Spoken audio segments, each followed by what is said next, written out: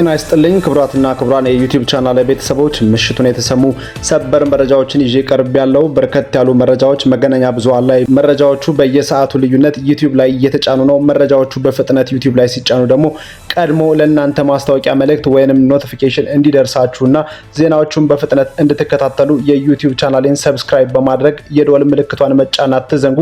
ወደ መረጃዎቹ አልፋለሁ። አሜሪካና ኢራን ሁለተኛ ዙር ንግግር ማድረጋቸው ጉዳይ እስካሁን ማረጋገጫ ባይሰጥበትም አሸማጋይ ሆና እየሰራች ያለችው ፓኪስታን ድርድሩን ለማስተናገድ ዝግጁ መሆኗን ተናግረዋል። የኢራንን የተደራዳሪ ልዑክ የሚመሩት የውጭ ጉዳይ ሚኒስትሩ አባስ አራግቺ ዛሬ ማታ ኢስላማባድ ይደርሳሉ ተብሎ እንደሚጠበቅ የፓኪስታን መንግስት ምንጮች ለቢቢሲ ተናግረዋል። ሮይተርስ ደግሞ የውጭ ጉዳይ ሚኒስትሩ የሚጓዙት አነስተኛ ቁጥር ያለው አባላትን የያዘ ቡድን አስከትለው እንደሆነና ከአሜሪካ ጋር የሚደረግ ንግግር ላይ ይሳተፋሉ ተብሎ እንደሚጠበቅ ዘግበዋል።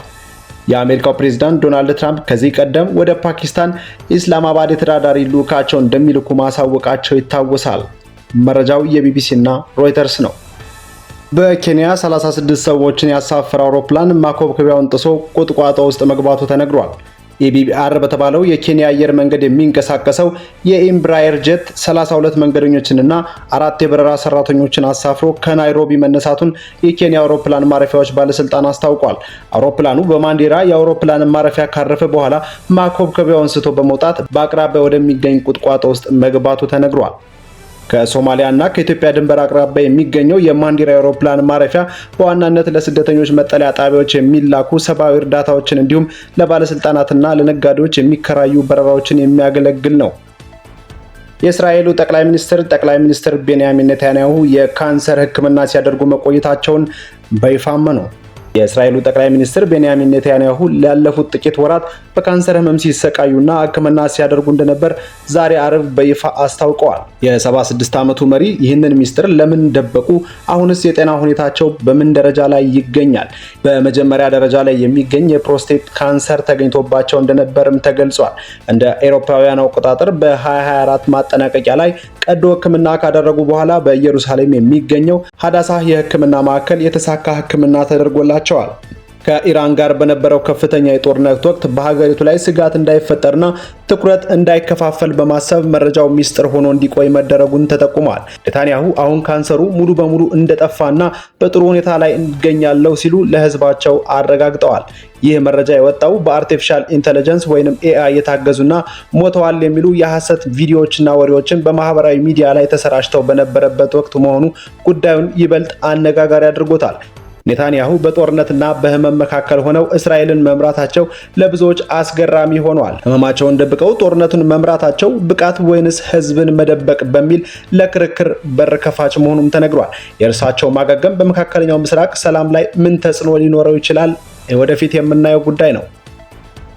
ኤሚሬትስ ነዳጇን በቻይና ዩዋን ልትሸጥ እንደምትችል ለአሜሪካ አስጠንቅቃለች። ዓለም አቀፉ የንግድ ስርዓት ሊናወጥ መሆኑም እየተነገረ ይገኛል። የተባበሩት አረብ ኤሚሬትስ በመካከለኛው ምስራቅ ያለው ጦርነትና የዶላር እጥረት ካልተቀረፈ ነዳጇን በቻይናው ዩዋን ለመሸጥ ልትገደድ እንደምትችል ለአሜሪካ ጥብቅ ማስጠንቀቂያ ሰጥታለች። ከኢራን ጋር ያለው ውጥረት በባህረ ሰላጤው ሀገራት የዶላር ዝውውርን በማስተጓጎሉ ሀገራቱ አማራጭ ፍለጋ እንዲገደዱ አድርጓቸዋል። አሜሪካ የዶላር አቅርቦትን በፍጥነት ካላመቻቸች ኤሚሬትስ ወደ ቻይናው ዩዋን እንደምትዞር በግልጽ አስታውቃለች። ኤሚሬትስ ነዳጇን በዩዋን መሸጥ ከጀመረች ለዓመታት የዘለቀ የዶላር ዓለም አቀፍ የበላይነት ትልቅ ጥያቄ ውስጥ ይወድቃል። ተንታኞች እንደሚሉት ኤሚሬትስ ዶላርን ሙሉ በሙሉ የመተው ፍላጎት ባይኖራትም ይህንን ማስጠንቀቂያ ግን አሜሪካን በፋይናንስና በደህንነት ዘርፍ ለማስጠም እንደ ግፊት መጠቀሚያ እየዋለ መሆኑ ተነግሯል። ሆኖም ይህ ሁኔታ ለቻይናውያን ዓለም አቀፍ ዝና ትልቅ በር የሚከፍት ጉዳይ ነው። ይህ ዶላርን የመተው ንግግር አሁን ከተራ ወሬ አልፎ ወደ ትግበራ እያመራ ይመስላል። የዓለም የንግድ ሚዛን ከአሜሪካ ወደ እስያ ወይንም ቻይና እያጋደለ ነው። ይህ በኢትዮጵያና በሌሎች በማደግ ላይ ባሉ ሀገራት የዶላር ፍላጎት ላይ ምን ተጽዕኖ ሊኖረው ይችላል? የዓለም የነዳጅ ዋጋ እጅግ እየናረ መሆኑ ተነግሯል። የዓለም አቀፉ የፖለቲካ ውጥረት የኢኮኖሚ ቀውስ እየወለደ ነው። በመካከለኛው ምስራቅ የተቀሰቀሰው ወታደራዊ ፍጥጫ ዛሬ አርብ የነዳጅ ዋጋን በከፍተኛ ሁኔታ እንዲጨምር አድርጎታል። ብሬንት ነዳጅ በ1.17% በመጨመር 1 በርሜል $106.3 ደርሷል። የኢራን ኮማንዶዎች በሆርሙዝ ወሽመጥ ላይ የንግድ መርከብ መቆጣጠራቸውና በቴህራን ሰማይ ላይ የአየር መከላከያ ሚሳኤሎች ተኩስ መጀመሩ ስጋቱን ከፍ አድርጎታል። በአሜሪካና በኢራን መካከል ያለው ድርድር መቋረጡን ተከትሎ ተንታኞች አሁን ያለው ሁኔታ ጦርነት ለመግባት የሚደረግ የዝግጅት ምዕራፍ እንደሆነ እያስጠነቀቁ ነው። ግጭቱ በዚሁ የሚቀጥል ከሆነ የነዳጅ ዋጋ የዓመቱን ከፍተኛ ጣራ ሊሰብር እንደሚችል ተገምቷል። ይህ የነዳጅ ዋጋ ንረት በቀጥታ ወደ ኪሳችን ነው የሚመጣው። የሆርሙዝ ወሽመጥ መዘጋት ማለት የዓለም ኢኮኖሚ መታፈን ማለት ነው። ትራምፕና የኢራን መሪዎች ለዚህ ፍጥጫ ምን አይነት መፍትሄ ይሰጡ ይሆን?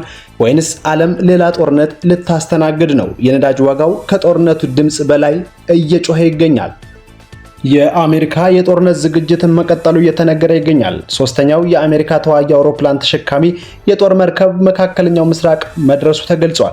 ይህም አሜሪካ ከ10 ዓመታት በኋላ ለመጀመሪያ ጊዜ በመካከለኛው ምስራቅ 3 ግዙፍ የተዋጊ አውሮፕላን ተሸካሚ መርከቦችን አሰማርታለች። ከኢራን ጋር ያለው የተኩስ አቁም ስምምነት ባልተረጋጋ ሁኔታ ላይ በሚገኝበት በዚህ ወቅት ሶስተኛው የአሜሪካ የጥቃት አውሮፕላን ተሸካሚ መርከብ በመካከለኛው ምስራቅ ቀጠና መድረሱን የሀገሪቱ መከላከያ ሚኒስትር አስታውቋል።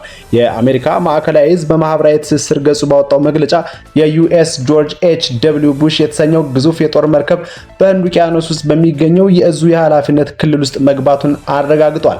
ከዚህ በተጨማሪ የአሜሪካ የጦር ኃይሎች ወደ መካከለኛው ምስራቅ የሚያደርጉት የስምሪት እንቅስቃሴ ተጠናክሮ መቀጠሉም ታውቋል።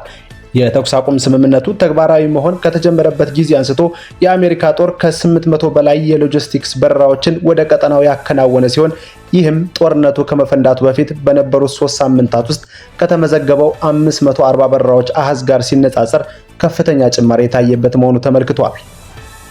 ስለተከታተላችሁኝ እጅግ አድርጌ አመሰግናለሁ። አንደበት መረጃ በሌሎች መረጃዎች ትመለሳለች። ቻናሉን ሰብስክራይብ በማድረግ የደወል ምልክቷን መጫን አይርሱ። ሰላም ሁኑልን።